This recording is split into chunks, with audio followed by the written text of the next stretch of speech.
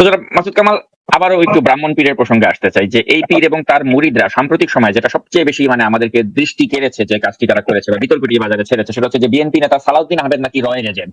উনি নাকি রয়ের দ্বারা ভারতের শিলংয়ে আরামা এসেছিলেন, এবং এই যে পীর এবং পীরের মুরিদরা তারা যে হঠাৎ করে এই বিএনপি কে বা তাদের মতের বাইরে যারাই রয়েছে তাদেরকে ঢালাওভাবে রয়ের এজেন্ট বানিয়ে দিচ্ছে, আপনাকে বানিয়ে দিচ্ছে, আমাকে বানিয়ে দিচ্ছে, এই র ট্যাগ মারাটা এই বিষয়টা আপনি কিভাবে দেখছেন? শুনেন, যখন যুক্তি না থাকে তখন এগুলি বলে। দেখেন, আমি ওনার সম্পর্কে বলতে চাই না, আমার আসলে রুচিতে বাঁধবে। ওনার সম্পর্কে আমি কি বলবো বলেন? ওনার তো কথা আসলে কোনো ভদ্রলোক তো ওনার কথা শুনতে পায় না। ওনার যে সমস্ত কথাবার্তা বলেন, শুনলে পরে মুসলমানের অধু নষ্ট হয়ে যাবে। ওনার এমন অশ্লীল কথাবার্তা উনি বলেন। ওনার সম্বন্ধে বলাটা আমার আসলে আমার আসলে রুচিতে বাঁধে। আমি কিন্তু একটা কথা বলি, সিম্পল একটা কথা বলি, সেটা বোঝার চেষ্টা করেন। সেই জিনিসটা হলো কি, আমরা তো এর মধ্যে দেখেছি যে 2018 সালের থেকে উনি এই দেশ ছেড়ে চলে গেছিলেন, এবং ওইটার ভিডিও দেখেছি। নুরুল ইসলাম ছোটন এবং মুজিবুর রহমান মঞ্জু ওনাকে সীমান্ত পথে এগিয়ে দিলেন, উনি ইন্ডিয়া চলে গেলেন। ইন্ডিয়ায় কেউ বৈধভাবে গিয়েছেন? যা দেখলাম, বৈধভাবে যান নাই, উনি তো সীমান্ত ঢুকে গেলেন। ঠিক কিনা বলুন? যে রাস্তা কালিয়ে চলে যান, আপনি চলে গেলেন। ওইখান থেকে উনি কোথায় গেলেন? ব্যাংকক গেলেন। ব্যাংকক থেকে কোথায় গেলেন? ফ্রান্সে গেলেন। ঠিক তো? এখন ইন্ডিয়া থেকে ব্যাংকক গেলেন কিভাবে? ওনার পাসপোর্টে অ্যারাইভাল সিলটা কে মানলো? ইন্ডিয়ান গভর্নমেন্টের কে মানলো বলেন? অ্যারাইভাল সিলটা তো মারতে হবে, সিলটা কে মানলো? তাহলে ইন্ডিয়ান গভর্নমেন্টের কেউ রকম আসছে, এবং সেটা ইন্ডিয়ান গভর্নমেন্টের একদম হাই অফিসিয়াল যদি আপনার হাতে না থাকে, তাহলে যেটা মানা সম্ভব হবে? হবে না, কারণ ওটা তো বেআইনি কাজ করতেছেন উনি। তো সেই সিলটা মানতে হলে তাহলে ইন্ডিয়ান হাই অফিসিয়াল সঙ্গে ওনার সম্পর্ক আছে, এবং সেই সব এইগুলি প্রমাণ করে আসলে উনি হচ্ছে লোয়ার এজেন্ট। উনি, আমি এটা আগেও বলেছি, আগেও বহুবার বলেছি যে উনি যখন 32 নম্বর ভাঙার কাজটা করলেন, তখনই আমি বলেছি যে এটা করার মাধ্যমে উনি আসলে হাসিনাকে বাংলাদেশে ফেরত আনার ক্ষেত্রে, ফেরত দেওয়ার ক্ষেত্রে ইন্ডিয়ার হাতে একটা যুক্তি তুলে দিলেন। ইন্ডিয়া তাকে আর ফেরত দিবে না, এই কারণ দেখে। এই হলো মূল কারণটা। এবং উনি যা যা করেন এই সবই আসলে রয়ের পক্ষ হয়ে করেন আমার ধারণা। আমি উদাহরণ দিয়ে বলি, ওনার প্রত্যেকটা কাজ বাংলাদেশের স্থিতিশীলতা নষ্টের জন্য। উনি সবসময় দেশের মানুষকে খেপিয়ে দিতে চান। উনি কিন্তু মেধাবী লোক, আমি ওনার মেধার খুব প্রশংসা করি, ওনার পড়াশোনা অনেক, আমার তাও কোনো সন্দেহ নাই। উনি কথা পিছিয়ে কথা যুক্তি দিয়ে দিয়ে কথা বলেন, ভালো। কিন্তু অনেকগুলি যুক্তির মধ্যে দিয়ে মিস ইনফরমেশন ঢুকাই দেন, এবং ওটাকে এমন ভাবে টুইস্ট করেন যে টুইস্ট করার কারণে অনেক সময় একটা তথ্য দিলে আপনি তার সঙ্গে সঙ্গে প্রমাণ করতে পারবেন না, চেক করতে পারবেন না। উনি কিন্তু এভাবে মানুষকে একটা দিকে ধাবিয়ে দেন, এবং প্রত্যেকটা কাজে ওনার লক্ষ্য হলো বাংলাদেশে একটা অস্থিরতা তৈরি করা। বাংলাদেশ অস্থির হয়ে গেলে, বাংলাদেশে অস্থিরতা থাকলে লাভটা বলেন লাভ ইন্ডিয়া। এই যে তার যে ইন্ডিয়ান যে কথাগুলো বলতেছেন উনি এখন, মাঝখানে বলেন কি ইন্ডিয়ান চিপস কেনা যাবে না, টুথপেস্ট কেনা যাবে না, অমুক কেনা যাবে না, তমুক কেনা যাবে না, এই বলছে উনি। কিন্তু অনেক ইন্ডিয়া থেকে আমরা যা ইম্পোর্ট করি, সেই ইম্পোর্টের যদি আপনি হিসাব নেন, আপনি দেখবেন প্রায় 2%-এরও কম আমরা এগুলি আনি। সবচেয়ে বেশি ইম্পোর্ট করে কি কমোডিটি না, কিন্তু সবচেয়ে বেশি ইম্পোর্ট করে বিভিন্ন মেশিনারি, গার্মেন্টের মানে গার্মেন্টস ফ্যাক্টরির তুলা, সুতা, রং, এগুলি ইম্পোর্ট করি। ওগুলি নিয়ে কিন্তু কোনো আপত্তি নাই। কোনো আপত্তি হলো টুথপেস্ট নেওয়া, কোনো আপত্তি হলো পেঁয়াজ নেওয়া। কেন? এগুলি আওয়াজ বেশি হয়। কাজেই উনার কাজের কারণে, কিন্তু উনার বক্তব্যের কারণে, উনার কর্মকাণ্ডের কারণে ভারতের অর্থনৈতিক ভাবে কোনো ক্ষতি হয় না। বাংলাদেশের মানুষকে উনি সবসময় উত্তেজিত করে রাখেন, যেন তারা নাকি সবসময় এন্টি ভারত, এন্টি ইন্ডিয়ান কথাবার্তা বলে। এটার মাধ্যমে এখানে একটা অস্থিরতা উনি তৈরি করতে চান। এবং উনি যে মানে সবচেয়ে বড় কথা হলো, জানেন কি বলবো, এগুলো আসলে অত বেশি বলাও যায় না, বলা অরুচিকর। তো যাক, ওনার কথা আমি মনে করি যত কম বলা যায় ততই ভালো। এদেশের মানুষ অলরেডি বুঝতে শুরু করেছে ওনার ব্যাপারটা নিয়ে। উনি তো এর মধ্যে দেখলাম আমাকে একটা কি বলে উকিল নোটিশে পাঠাইছিল আমার বিরুদ্ধে, আমি নাকি ওনার মানহানি করছি। উকিল নোটিশ পাঠাইছিল তো কি হয়েছে? আমি এগুলো পাত্তা দিই নাকি ভাই? উনি আছে ওনার মতো ওই ভয় দেখায়, মনে করছে আমি নতুন হয়ে ওনার কাছে মাপ চাবো কি আছে? উনি পারলে আমার কাছে মানহানি মামলা করুক, অসুবিধা কি আছে? ওনার যদি মান হানি হয়ে থাকে আমিও খুঁজে দেখবো ওনার কতটুকু মান আছে আর কতটুকু মান নাই। ওনার মান আর কি থাকবে? যে সমস্ত সোশ্যাল মিডিয়া ওনার সম্পর্কে দেখি, ওনার যে সমস্ত ছবি টবি দেখি, ওনার মান কতটুকু আছে এটা নিয়ে সন্দেহ আছে। যা করে নিয়ে বলতে চাই না ভাই, বড় হয়ে গেছে। এবার আরেকটি প্রসঙ্গে একটু আমি যেতে চাই, সেটা হচ্ছে নিরাপত্তা উপদেষ্টা খলিলুর রহমান প্রসঙ্গে। আপনি হয়তো খেয়াল করেছেন যে ডক্টর ইউনূস সরকার যখন ক্ষমতা বসলো, তারা ক্ষমতা বসার পর থেকে সেই ব্রাহ্মণ পীর যাকে আপনি বলেন, এই ব্রাহ্মণ পীরই কিন্তু সবাই আগে ডক্টর ইউনূসের সমালোচনা শুরু করেছিল।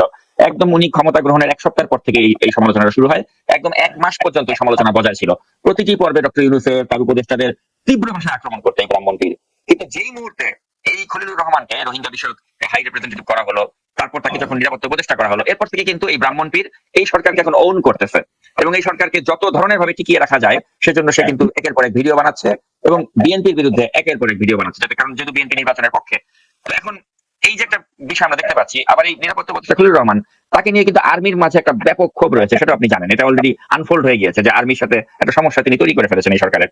তো এখন আমার প্রশ্ন হচ্ছে, যেই ব্যক্তি মানে লতিফুর রহমানের সময় তিনি PS1 ছিলেন, বিচারপতি লতিফুর রহমান যখন তত্ত্বাবধায়ক সরকারের প্রধান ছিলেন ওই সময়, এরপর একটি ঘটনা ঘটেছিল, আপনি তো জানেন যে 2001 সালের অক্টোবর মাসে একটি মানে করুণ মৃত্যুর ঘটনা ঘটেছিল, যেখানে তার সংশ্লিষ্টতা আছে বলে ওই সময়ের পত্রপত্রিকাগুলোতে স্পষ্ট লেখা আছে যে PS1 এই সচিব এটার জন্য দায়ী। তো এরকম একজন বিতর্কিত মানুষ, যাকে ওই বিতর্কিত ঘটনার পরে 24 বছর আমরা লাইমলাইটে দেখি নাই, তাকে আমেরিকা থেকে ডেকে এনে আমাদের জাতীয় নিরাপত্তা উপদেষ্টার দায়িত্ব দেওয়া হয়েছে। এবং আমি আপনাকে আরেকটা তথ্য দিতে চাই, সেটা হচ্ছে আমি কিন্তু তার এই দেশে প্রবেশ যখন তিনি করলেন, এয়ারপোর্টের ইমিগ্রেশনে যে তথ্যগুলো দিয়েছেন সেটার পুরো রেকর্ড আমার কাছে আছে। সেখানে তার কিন্তু ইমার্জেন্সি কন্ট্যাক্ট নাম্বারে তিনি কিন্তু মার্কিন যুক্তরাষ্ট্রের ঠিকানা ব্যবহার করেছেন, তার যে ব্যক্তিগত ফোন নাম্বার সেখানে তিনি মার্কিন যুক্তরাষ্ট্রের ফোন নাম্বার ব্যবহার করেছেন, তার বাংলাদেশের কোনো ফোন নাম্বার তিনি ব্যবহার করেননি, তার কোনো স্মার্ট আইডির তথ্য নেই, তার কোনো এনআইডি নেই, অর্থাৎ তিনি আমাদের দেশে ভোট দিতে পারবেন না। তো যার সারা জীবনটাই মানে আমেরিকাতেই অধিকাংশ সময় কেটেছে, যিনি মার্কিন যুক্তরাষ্ট্রে একটা $27 লক্ষ বাসায় যিনি বসবাস করছেন, তার তথ্য প্রমাণ আমার কাছে আছে, ওই ব্যক্তি তো টাইটা তো বাংলাদেশে থাকবে না, আমেরিকাতেই থাকবে। তাকে কি করে আমার দেশের নিরাপত্তা উপদেষ্টার মতো একটা পদে বসানো হলো? এই খলিলুর রহমান প্রসঙ্গে আপনার মন্তব্য আমি জানতে চাই। আমি এটা পছন্দ করি নাই এবং এটা আমি বলেছি, কেবল ওরা সম্পর্কে না, আমি যত লোক দ্বৈত নাগরিক আছে তাদের বিষয় নিয়ে আমি প্রশ্ন কিন্তু শুরু থেকে তুলছি। আমার কিন্তু অন্য কোনো কারণ নাই, এই দ্বৈত নাগরিক কেবল না, যার নাকি অন্য কোথাও যাওয়ার জায়গা। খলিলুর রহমান আজকে ধরা খলিলুর রহমান দাবি করছে ওরা বাংলাদেশ ছাড়া কোনো পাসপোর্ট নাই, উনি আমেরিকার নাগরিক না, উনি দাবি করেছেন, আমি মানলাম, এমন দাবিটাকে মেনে নিলাম যে উনি বাংলাদেশের ছাড়া অন্য কোনো পাসপোর্ট ওনার নাই, উনি আমেরিকার নাগরিক নন, আমি মানলাম। নাগরিক না হলে উনি গত 30 বছর ধরে আমেরিকা আসেন কিভাবে? আপনি নিজেও বিদেশে থাকেন, আমেরিকা থাকেন, আপনি জানেন উনি কিভাবে আসেন? তাহলে ওনার অন্য কিছু আছে, সেটা কি? থাকার বুঝে তো ওনার আছে, হয়তো সেটা পার্মানেন্ট রেসিডেন্ট উনি ওখানকার, অথবা ওনার গ্রিন কার্ড আছে। তার অর্থটা কি? অর্থ হলো উনি যে কোনো সময় এখান থেকে ওখানে চলে যেতে পারেন, যে এখানে মহানন্দে থাকতে পারেন। আমি কিন্তু এই বিষয়টার আপত্তি করি, আমার অন্য কিছু না। এই বিষয়টা আপত্তি কেন? যে আপনি যখন চলে যাবেন, আপনি এনে আকাম করলেন, আকাম করার পর আপনি চট করে চলে গেলেন, আপনাকে আমি ধরতে পারলাম না তো। যে কারণে 2001-এর যে ট্রেজিক ঘটনার কথা আপনি বললেন, ওই ঘটনা যখন হয়েছে, ঘটার পরে উনি কিন্তু চট করে চলে গেছেন আমেরিকাতে। তখনও কিন্তু ওনার চাকরি মেয়াদ ছিল, ওনার কিন্তু চাকরির মেয়াদ শেষ হয় নাই। উনি তো লতিফুর রহমান সাহেবের PS ছিলেন, PS1 ছিলেন, এবং লতিফুর রহমান তো ওনার ভাইরা সম্পর্কে নিকট আত্মীয়। উনি কিন্তু লতিফুর রহমানের ওই দায়িত্বটা শেষ না করেই কিন্তু চলে গেছেন। তার মানে প্রধান উপদেষ্টার PS1 চাকরির মেয়াদ শেষ না করে চলে যাওয়া, এটাও তো এক ধরনের অপরাধ আমি মনে করি। এই অপরাধ তো প্রমাণ করে এই দেশের প্রতি ওনার কোনো ফিলিংস কাজ করে না। উনি তো দায়িত্ব নিয়ে এসেছিলেন, উনি তো চলে গেলেন। তো এখন এই যে একটা ওই অপরাধের সঙ্গে নাম জড়িয়ে গেছে, আমি জানি না অপরাধের সঙ্গে জড়িত আছেন কিনা, প্ররোচনা আছে কিনা, এটা আমি বলতে পারবো না, বাট বিভিন্ন পত্রপত্রিকা দেখেছি। বাট এটা কিন্তু ওনাকে ক্লিয়ার করতে হতো, কিন্তু উনি ক্লিয়ার করেন নাই। কিন্তু কেন করেন নাই? যেহেতু ওনার একটা যাওয়ার জায়গা আছে, যদি যাওয়ার জায়গাটা না থাকতো তাহলে কিন্তু ওনাকে এখানে ক্লিয়ার করতে হতো, কিন্তু ওনাকে আর ধরা সরঞ্জাম পাচ্ছে না। আমি এই জন্যই বলেছি, যাদের বিদেশে আরেকটা পা রাখার জায়গা আছে সেই লোকগুলিকে দেশের রাষ্ট্রীয় নীতি নির্ধারণী পদে বসানো উচিত না। এটা হলো আমার বক্তব্য, আমি এটা মনে করি। এমনকি এই বিবেচনায় ডক্টর ইউনূসেরও উচিত না এত বড় একটা দায়িত্ব নেওয়া। উনি বলতে পারতেন যে ওনার তারা একটা বিকল্প জায়গা আছে, অনেকেরই আছে এখানকার। এটা উচিত না, এটা একদমই উচিত না। জাতীয় নীতি নির্ধারণী কোন পদে তাদেরকে বসানো উচিত নয়, কারণ তারা এখানে যে কাজটা করছেন সেই কাজটা নিয়ে যদি কখনো আপত্তি বা বিতর্ক তৈরি হয়, এই আপত্তি বা বিতর্ক নিরসনের জন্য ওনাকে যখন এখানকার আদালত অথবা রাষ্ট্র যখন তাকে চাইবে যে তুমি জবাব দাও, তখন ওনাকে জবাব দিঘিটার জন্য পাওয়া যাবে না। যেমন আওয়ামী লীগের অনেককেই পাওয়া যাচ্ছে না, এখন কেন পাওয়া যাচ্ছে না? তারা চলে গেছে, তো তাদের তো যাওয়ার জায়গা আছে, সবারই দুই পা দুই জায়গায়। এই ধরনের লোককে এই ধরনের দায়িত্ব দেওয়া উচিত না, এটা আমি মনে করি। একটা আপনি যদি একটা গণতান্ত্রিক এবং একটা জবাবদিহিমূলক রাষ্ট্র চান, সেই রাষ্ট্রের জন্য এই জিনিসটা থাকে না খুব জরুরি। আমি আরো কিছু জিনিস মনে করি, আমি আপনাকে একটু বলি, যেহেতু সময় পাইছি আমি একটু বলি। যেমন ধরেন, আমি মনে করি যে আমাদের দেশে দেখেন বলবো অনেকে খুব হতাশা বলে, আর দেশে তো থাকা যায় না, এই দেশে লেখাপড়ার কোনো ব্যবস্থা নাই, এই জন্য ছেলে মেয়েকে আমেরিকা পাঠা দিচ্ছি, অমুক করে দিচ্ছি, তমুক করে দিচ্ছি, দেশে লেখাপড়া নাই, দেশে চিকিৎসা নাই, কোনো কিছু নাই। আমি মনে করি যে একটা আইন হওয়া উচিত যে এই দেশের যারা নাকি গুরুত্বপূর্ণ নীতি নির্ধারণী পদে থাকবেন, তাদের কোনো সন্তান আন্ডার গ্রেড পর্যায়ে, গ্রাজুয়েশনের আগ পর্যন্ত তারা বিদেশে লেখাপড়া করতে পারবেন না। এটা হওয়া উচিত। আপনার আফটার গ্রাজুয়েশন অথবা পোস্ট গ্রাজুয়েশন অথবা ডক্টরের জন্য আপনি যাবেন, আমার কোনো আপত্তি নেই, উচ্চশিক্ষার জন্য যান, বাট কলেজ পর্যন্ত আপনাকে দেশে পড়াশোনা করতে হবে। 2 নম্বর, এদেশের কোন নীতি নির্ধারণের পর্যায়ে যারা থাকবেন যারা ইলেকশন করবেন, এমপি হবেন, তাদের চিকিৎসা দেশেই হতে হবে, তারা বিদেশে চিকিৎসা করাতে পারবেন না। যদি আপনারা করতে পারেন তাহলে এদেশের শিক্ষা প্রতিষ্ঠান উন্নত হবে, এদেশের হাসপাতাল উন্নত হবে। তখন তাদের হাতে যেহেতু হাসপাতাল গড়ার দায়িত্ব, তারা চিন্তা করবেন যে আমি যদি বিদেশে চিকিৎসা করতে না যেতে পারি তাহলে আমার হাসপাতালকে ভালো করতে হবে, উনি হাসপাতালকে ভালো করবেন। সিম্পল কিন্তু এই যে আপনার জান বেগম আপনি বললেন, উচ্চারণ করলেন তার স্বাস্থ্য উপদেষ্টা, উনি তো এই উপদেষ্টা লাভ হয়েছে একটা, উনি বিদেশে চিকিৎসা করতে পারেন, ওরা তো অনেক শারীরিক সমস্যা টমস্যা আছে, উনি চিকিৎসা করতে পারেন। যদি এমন আইন হতো যে আপনি দেশেই চিকিৎসা করতে হবে, আপনি যদি আপনি উপদেষ্টা হন আপনি বিদেশে যাইতে পারবেন না, উনি কিন্তু উপদেষ্টা হইতেন না, উনি কিন্তু হইতেন না। তো এগুলো সহজ জিনিস ভাই, তো এইগুলি আমি মনে করি করা উচিত। আমরা যেরকম ইলেকশন সময় দেখি না যে সেদিন খেলাপি কিনা, অমুক খেলাপি কিনা, এইগুলি দেখা উচিত। এমন এমন জিনিস দেখা উচিত যেটা দেখলে পরে দেশের উন্নতি হয়, দেশের সুবিধা হয়, দেশের মানুষ ভরসা পায়, দেশের মানুষ যে জানে যে এই লোক বিদেশ যেয়ে থাকতে পারবে না, তখন দেশের মানুষ তার উপর ভরসা করবে। আমি যদি জানি যে আপনি ফুরুজ করে চলে যাবেন, তাহলে তো আমি আপনার উপর ভরসা করতে পারবো না রে ভাই। এই জায়গাগুলো আমি মনে করি নীতিগত ভাবে করা উচিত না। আবার ওদের দিক থেকে বলি, যে লোকগুলি করতেছে, উদাহরণ আপনার আলিরিয়া, উনি আমেরিকার একটা ইউনিভার্সিটি টিচার, উনি তো ওনার তো আত্মসম্মান থাকা উচিত। ওনাকে নিয়ে তো আমি অনেকে বলতেছে, তুমি লজ্জা পান না, আপনি কি করবেন? মনির হায়দার একজন লজ্জা পান না। মুশফিক ফজল আনসারী, দেখেন এই হাসিনা বিরোধী আন্দোলনে মুশফিক ফজল আনসারীর কি অসাধারণ ভূমিকা ছিল, ছিল না বলেন? প্রতিদিন সে প্রশ্ন করতে কত, সেই ভূমিকাটা যে একটা ধান্দার উদ্দেশ্য ছিল, এটা উনি ওনার প্রমাণ করে দিয়েছে 1 মাসের মধ্যে। রাষ্ট্রদূত হয়ে গেছে, ধান্দা ছিল রাষ্ট্রদূত হবো, সিনিয়র সচিব হবো। তো এইগুলো যদি বোঝা যায় যে এই লোকগুলির মূল লক্ষ্য হলো কিছু পাওয়া, তখন না যেখানে পাওয়াটা থাকে সেখানে দেশ থাকে না। আপনি দেখবেন যে দুনিয়ার নিয়ম এরকম যে একজন বিখ্যাত মানুষটা এক পর্যায়ে যায়নি, এমন এমন সব ভুল করবে যেখান থেকে উনি আর বেরোতে পারবেন না। ওনারও হয়েছে সেই অবস্থা। এই যে আপনি বললেন নানা রকম ভাবে নেপোটিজম, নাম ধরে ধরে বললেন, এইগুলো এই লোকগুলো হয়তো যোগ্য, আমি জানি না একটু যোগ্য লোক আছে কিনা, হয়তো তারা যোগ্য, কিন্তু যোগ্য হলেও ওরা উচিত ছিল এটাকে অ্যাভয়েড করা। কি দরকার ছিল এই লোকগুলিকে না, যারা তার সঙ্গে গ্রামীণ ছিল ওদেরকে আনতে হবে কেন? উচিত হয়নি। উনি পারতেন, উনি যদি প্রথম দিকে করতেন এই কাজগুলো, যে একদম জেনুইন লোকগুলো। দেখেন আপনার মনে আছে কিনা, নিউ এজের সম্পাদক নুরুল কবির সঙ্গে ইন্টারভিউ দিয়েছিলেন, বড় ইন্টারভিউ। সেখানে নুরুল কবির তাকে জিজ্ঞাসা করেছিলেন যে আপনি যাদেরকে নির্বাচন করেছেন তাদেরকে কোন ক্রাইটেরিয়া নির্বাচন করেছেন? উনি বলেন যে যাদেরকে চিনি তাদেরকে নিয়ে নিচ্ছি। তার মানে এখানে তোমরা কোনো হোমওয়ার্ক ছিল না, এখানে কোনো প্ল্যান ছিল না। তারপরে ওনাকে জিজ্ঞাসা করেছেন যারা ওনারা তো অনেকে কাজ করতে পারছেন না, তাহলে কেমন হলো? আমি তো পারি না, আমরা তো এই লাইনের লোক না, আমরা অন্য লাইনের লোক, তাই আসছি, শিখতেছি, শিখা শিখা করতেছি।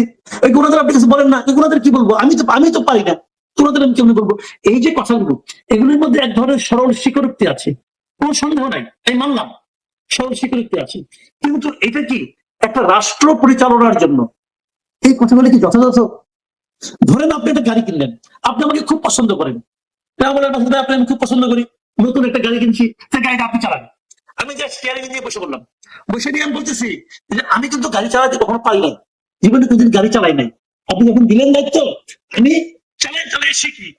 ভাই আপনি ওই গাড়িতে আমাকে রাখবেন নাকি আপনি থাকবেন? বলেন, আপনি বলবেন যে ভাই এটা তো নিজেও মরবে, আমারও মারবে, গাড়িটাও ভাঙবে। এখন এই গাড়ি চালানোর চেয়ে দেশ চালানো আরো বড়। ওখানে গেলে একদম জন্য তো পুরো দেশের জনগণের জীবনটাকে আপনি ঝুঁকি মুখে ফেলে দিচ্ছেন। তো এই জিনিসটা উনি কেন বুঝছেন না? উনি যখন বলেন আমরা কিছু জানি না, আমরা করতে করতে শিখবো, ভাই এটা তো ওই যে ছোটবেলার খেলাধুলা না, ওই যে রান্না বাজারে খেললাম খেললাম খেললাম চলে গেলাম, এটা তো ওই জিনিস না রে ভাই।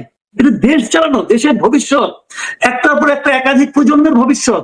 এই দেশটা আগামীতে কিভাবে চলবে সমস্ত কিছু কিন্তু আপনার একটা ভুল কিংবা আপনার একটা শুদ্ধ কাজের উপর ডিপেন্ড করতেছে। এটা কিন্তু ফাজলামো করতে পারছেন না আপনি। এই জিনিসগুলো যদি উনি না বুঝেন, আপনি তাকে কিভাবে বুঝাবেন? আমি তাকে কিভাবে বুঝাবো বলেন? তো উনি না বুঝলেও মানে ওনার আশেপাশের মানুষগুলো কিন্তু খুব ভালো বুঝছে, এবং তারা কিন্তু দেখা যাচ্ছে যে বাজেট যে করলো সেই বাজেটে আবারও সেই কালো টাকা সাদা করার যে প্রস্তাবনা সেটা তারা রাখলো। আবার ডক্টর ইউনূসকে একটু খুশি করার জন্য তারা নোবেলের মতো আন্তর্জাতিক যে পুরস্কার সেগুলোকে করমুক্ত করার প্রস্তাব করলো। তো এই যে এই বিষয়গুলো, এগুলো কি ডক্টর ইউনূস তাদেরকে ডেকে বলতে পারে না যে তোমরা এগুলো করে আমাকে বিতর্কিত করার চেষ্টা করছো? নাকি এখানে তার আশকারা রয়েছে বলেই তারা এই ধরনের প্রস্তাব আসার সাহস পায়? আপনার কি মনে হয়? আশকারা আছে। আগে যেমন দেখতাম যে শেখ হাসিনার সঙ্গে যারা থাকতো তারা নানা ভাবে কথাবার্তা বলতো। এক লোক আমার তো মনে আছে শেষ দিকে এক লোক বলতেছে, মুজাম্মেল বাবু বলতেছে যে আপনাকে আমরা হারাচ্ছি। তো সে অবাক হয়ে গেছে, হারাচ্ছি মানে? আপনি তো আগে জাতীয় নেত্রী ছিলেন, এখন তো আপনি আন্তর্জাতিক নেত্রী হয়ে যাচ্ছেন, তাহলে আপনি তখন আন্তর্জাতিক পর্যায়ে থাকবেন, আমাদের এখানে বেশি একটা থাকবেন না। মানে তেল মারার কি অভিনয় পদ্ধতি? আচ্ছা, শেখ হাসিনা কি এটা নিয়ে সেটা রাগ করছিলেন? উনি তো রাগ করেন নাই, এটা কিন্তু খুশি হয়েছে যে আরে তাই তো। তো এখন শেখ হাসিনা যদি রাগ করতেন তাহলে কিন্তু ফার্দার ওনাকে আর কেউ বলতো না, কিন্তু উনি তো এনজয় করেছেন। এখন আবার আপনি নোবেল পাবেন, তখন আমরা নোবেলের টাকাটা করমুক্ত করবো, আপনাকে আর অ্যাপ্লিকেশন করতে হবে না নোবেলের টাকা করমুক্ত করার জন্য। এই হলো গিয়ে এই স্তুতি, এটা বড় একটা পদ্ধতি। আমি না ওনার উপর খুব একটা দুঃখিত হইনি, আমি দুঃখিত সালেহ আহমেদের উপর। এই সালেহ আহমেদ উনি তো একজন প্রখ্যাত অর্থনীতিবিদ, বাংলাদেশ ব্যাংকের গভর্নর ছিলেন উনি। তো উনি কিভাবে এই ধরনের একটা উদ্ভট প্রস্তাব দিতে পারলেন? আপনি ভাবুন, আপনি করমুক্ত রাখতেছেন কেন? ধরা যাক 16 কোটি টাকা আপনি পাইলেন নোবেলের, পাওয়ার পর ওই টাকা থেকে আপনি যদি কর দিতে হবে, কত পার্সেন্ট দিবেন? ধরেন 25% দিতেন আপনি, আমি ধরলাম 25%, তার মানে 4 কোটি টাকা আপনি কর দিতেন। এই 4 কোটি টাকা কোথায় যেত? দেশে তো থাকতো, দেশের সরকারের কাছে থাকতো। তো সরকারের কাছে থাকা মানে কি? পুরো জনগণের কাছে থাকা। তো যে টাকাটা জনগণের কাছে যেত, ওইটা আপনি আইন করে দিলেন যে জনগণের কাছে যাবে না, তাই কই যাবে? আমার কাছেই থাকবে। এই যে মানসিকতা, এই মানসিকতার ভিতরে একজন নোবেল পাওয়ার ক্ষেত্রে একটা বড় অযোগ্যতা আমি মনে করি। হয়তো ওনাকে তেল দিয়ে বলছেন যে আপনি আবার নোবেল পাবেন, আবার পেতে পারেন। কি কারণে পাবেন জানি না, দেশ চালানোর কারণে নাকি 3-0 ফর্মুলার কারণে নাকি সোশ্যাল বিজনেসের কারণে বলতে পারবো না। যদি ওনারা পাওয়ার কথা বলেন, এটা মানে কি উনি তো পাবেন না, হয়তো পাবেন, কিন্তু ওনাকে তেল দেওয়া হলো যে আপনি তো পাবেন, আপনি ছাড়া কেউ নাই। এগুলি করার কোনো মানে হয় না। নেক্সট টাইম সেই একই জিনিস, রিজওয়ান হাসান আসেন উনি এটা পেয়েছেন, তুমি কি আবার পাবেন নাকি?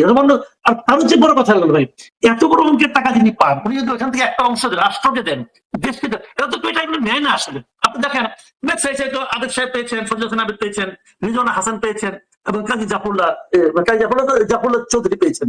ওনারা তো পেয়েছেন। জাফরুল্লাহ চৌধুরীকে টাকাটা নিয়েছেন পার্সোনালি, নেন না, উনি তো ওটা গণস্বাস্থ্যকে দিয়ে দিয়েছেন। ফজল হাসান আবেদ সাহেবের ব্র্যাককে দিয়ে দিচ্ছেন। রিজওয়ান হাসানের কথা বলতে পারবো না, উনি দিচ্ছেন কি না দিচ্ছেন আমি জানি না।